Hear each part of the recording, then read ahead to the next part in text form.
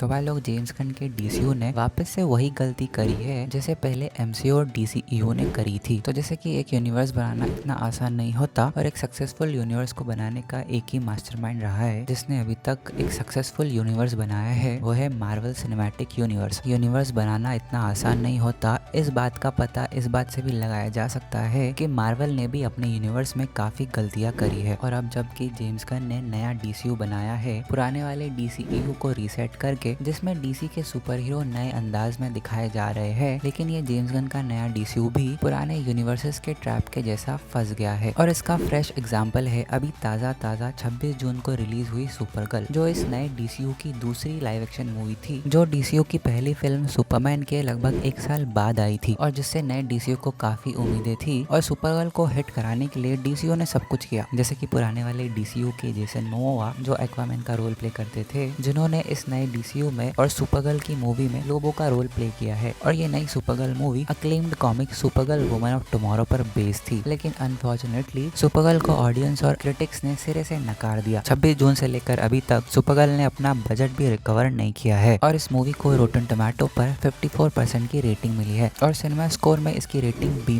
है। और जैसे कि डीसीयू को सुपरगर्ल से जो धमाकेदार एक्सपेक्टेशन थी, वैसी धमाकेदार सुपरगर्ल नहीं रही है। और इसी को लेकर डीसीयू के फैंस काफी चिंतित है यूनिवर्स को लेकर कि इस नए डीसीयू की शुरुआत ही ऐसी है तो आगे क्या ही दिखाएंगे, कि जैसा हम डीसीयू को लेकर सोच रहे हैं क्या वो हमें कभी देखने को मिलेगा। जेम्स गन और पीटर सफरन के इस नए डीसीयू में अभी तक 3 प्रोजेक्ट्स रिलीज हुए हैं, जिसमें सुपरमैन की मूवी, क्रीचर कमांडोस और पीसमेकर का सीजन 2 रिलीज हुआ है। पिछले साल सुपरमैन रिलीज हुई थी, जिसने डीसीयू की पहली फिल्म होने के नाते काफी सक्सेसफुल रही थी और डीसी के दोनों टीवी शोज क्रीचर कमांडो और पीसमेकर का सीजन 2 को काफी पॉजिटिव रिस्पॉन्स मिला था। तो इसी वजह से सुपरगर्ल अफसोस के साथ स्टूडियो की पहली बड़ी मिसफायर बन गई है और इसी को देखकर ऐसा लग रहा है कि क्या कभी हमें वैसा डीसीयू देखने को मिलेगा जैसा हम सपनों में देखते थे, या फिर हमारा सपना अधूरा का अधूरा ही रह जाएगा। लेकिन एक बात मैं आपको बता दूं कि सुपरगर्ल को डीसीयू के फ्यूचर का बुरा सिग्नल नहीं मानना चाहिए, क्योंकि बिल्कुल ऐसे ही गलती पहले एमसीयू और डीसीयू ने भी की थी। एक ऑब्वियस बात है कि किसी भी नए यूनिवर्स की शुरुआत में इतनी बड़ी फ्लॉप आना कोई अच्छा सिग्नल नहीं है, लेकिन ऐसा पहले मार्वल सिनेमैटिक यूनिवर्स और डीसी एक्सटेंडेड यूनिवर्स के साथ भी हो चुका है। तो पहले अगर मार्वल की बात करें तो मार्वल सिनेमैटिक यूनिवर्स ने अपनी पहली फिल्म 2008 में निकाली थी, जो की थी आयरन मैन, जो फिल्म क्रिटिक को काफी पसंद आई थी और जिस मूवी ने रॉबर्ट डाउनी जूनियर के करियर को एक नई जिंदगी दी थी। और आयरन मैन ने बॉक्स ऑफिस पर भी काफी अच्छा बिजनेस किया था। हाँ, iron man Marvel cinematic universe की कुछ और दूसरी मूवीज जैसी कमाई नहीं कर पाई थी, लेकिन आयरन मैन एक अच्छा स्टार्ट था मार्वल सिनेमैटिक यूनिवर्स का। लेकिन आयरन मैन मूवी के बाद उसके ठीक 1 महीने बाद एमसीयू ने अपनी दूसरी फिल्म रिलीज करी द इनक्रेडिबल हल्क, जिसमें काफी बिहाइंड द सीन्स प्रॉब्लम्स भी थी। और द इनक्रेडिबल हल्क ने वर्ल्ड वाइड 265 मिलियन की कमाई की थी, जो आयरन मैन के कलेक्शन का आधा भी नहीं था। और द इनक्रेडिबल हल्क मूवी को रिव्यूज के मामले में भी आयरन मैन मूवी के मुकाबले काफी कम पॉजिटिव रिस्पॉन्स मिला था। और रोटन टोमेटो पर जहां आयरन मैन का स्कोर 94 था, वही द इनक्रेडिबल हल्क सिर्फ 68% तक ही पहुंच पाई थी। आज भी एमसीयू की 65 फिल्मों के बाद द इनक्रेडिबल हल्क फ्रेंचाइजी की सबसे कम रेटेड फिल्मों में से एक है। फिर भी इस फ्लॉप ने मार्वल स्टूडियोज के सिनेमैटिक यूनिवर्स के प्लान्स को डीरेल नहीं किया और इस सेटबैक के बाद एमसीयू ने काफी जल्दी कमबैक किया। अब ऐसा बिल्कुल नहीं होगा कि डीसीयू ने पहले ऐसे कभी देखा नहीं होगा कि मार्वल भी ऐसी गलती कर चुका है, क्योंकि मार्वल तो छोड़ो, क्योंकि डीसी भी पहले ऐसी पुरानी गलती कर चुका है पास्ट में, इसके पुराने यूनिवर्स में, डीसी एक्सटेंडेड यूनिवर्स में। लेकिन जैसे कि लोग अपने पास्ट को देखकर सीखते हैं, लेकिन डीसीयू को देखकर ऐसा लग रहा है कि डीसीयू को और गलती लगेगी सीखने के लिए। और अगर अब डीसीयू की बात करें तो डीसी एक्सटेंडेड यूनिवर्स की पहली फिल्म मैन ऑफ स्टील, जिसे जैक स्नाइडर ने बनाया था, उसने बॉक्स ऑफिस पर जबरदस्त परफॉर्मेंस दी और दुनिया भर में लगभग $670 मिलियन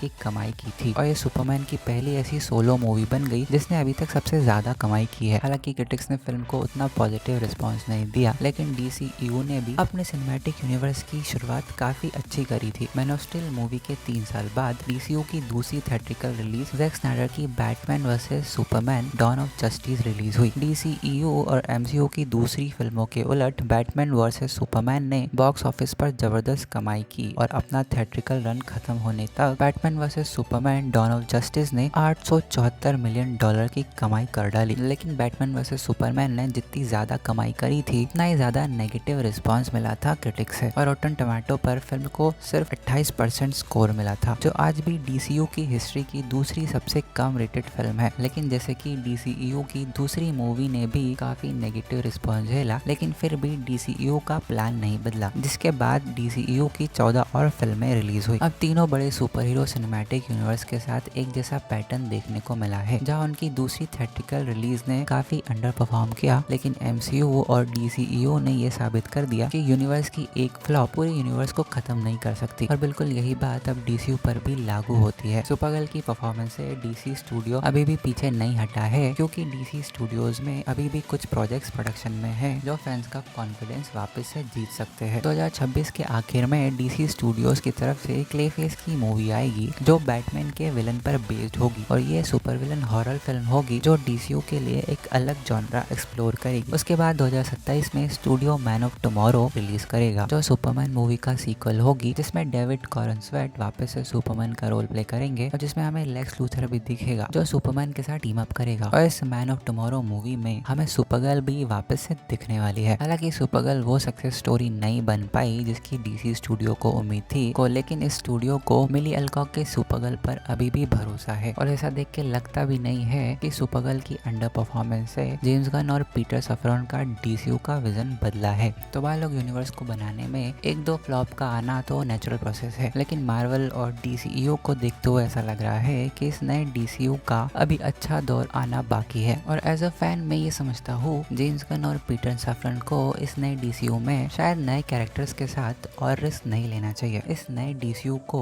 उन सुपर हीरोज पर फोकस करना चाहिए जो पहले से ही वेल स्टेब्लिश्ड हो, और जो इस नए DCU के बेस को सेटअप करने में मदद करेंगे। और एक बार बेस सेटअप होने के बाद इस नए DCU को और नए नए कैरेक्टर्स के साथ रिस्क लेना चाहिए। तो भाई लोग, इस नए DCU को लेकर तुम क्या सोचते हो?